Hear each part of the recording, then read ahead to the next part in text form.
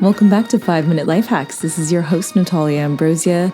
I'm a health coach and content creator based in Los Angeles, California, and today we are going to be talking about joy, specifically cultivating joy during troubled times. At the end of this episode, I'm going to give you a tip so you can cultivate joy right now, as well as a bonus meditation that I highly recommend you try even if you're not a meditator because it'll help you build that muscle. Now let's get started. You may be wondering, why are we talking about joy? There's so many things going on in the world. Do we really deserve to be talking about joy? Yes, the answer is yes.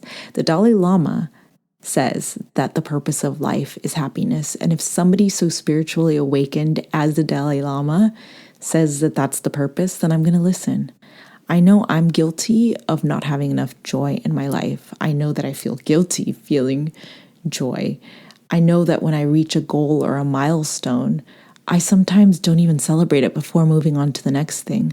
I'm really lucky and grateful to have amazing people in my life and get the things that I want and accomplish my goals. But if I'm honest, I don't really spend that much time being grateful for them. Sure, I write gratitude lists and I try, but sometimes I feel guilty about it. And I know that I'm not alone here. I mean, maybe you're talking to me right now and you're saying, I appreciate everything I have, which is amazing. But I know that a lot of us, we don't. We reach a goal and then we just move on. So today we're going to talk about joy as a prescription for troubled times, because if we are happy, if we experience joy, we can experience joy and connect with others and give them happiness and joy, and then give this energy to the world and to the earth, because sharing this energy and connecting is what it's all about. It is about sharing this joy and love. I know that I've had a tough year as well as everything else going on in the world. I had another family crisis going on. So when I went on a 5-day silent meditation retreat, which I will be talking about in a later episode, I felt like it was perfectly timed because the theme of the retreat was awakening joy during troubled times. And right now we are experiencing troubled times.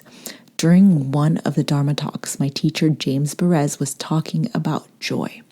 And he was saying that the neuroscientist Rick Hansen, who has a Buddhist background, says that the brain is wired for negativity because, we're looking for things that could go wrong so that we can survive.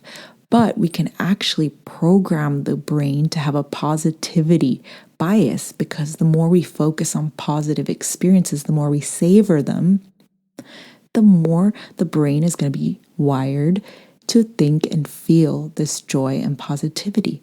So what James offered was that each time we experience a moment of happiness and joy, we stop and we take it in for 15 seconds.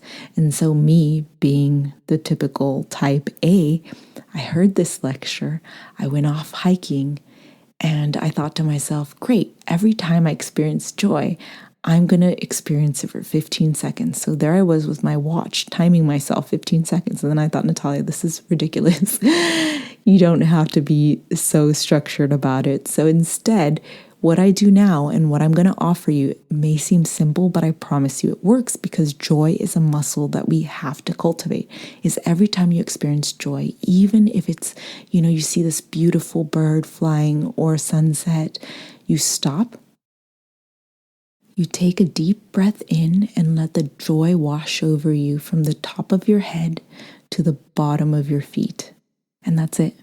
And every time you experience joy, let this happen, and it'll start building that muscle for joy, and you'll notice a difference. So in sum, it is our duty to be happy and to experience joy. And each time you experience joy, take a deep breath in and let it wash over you.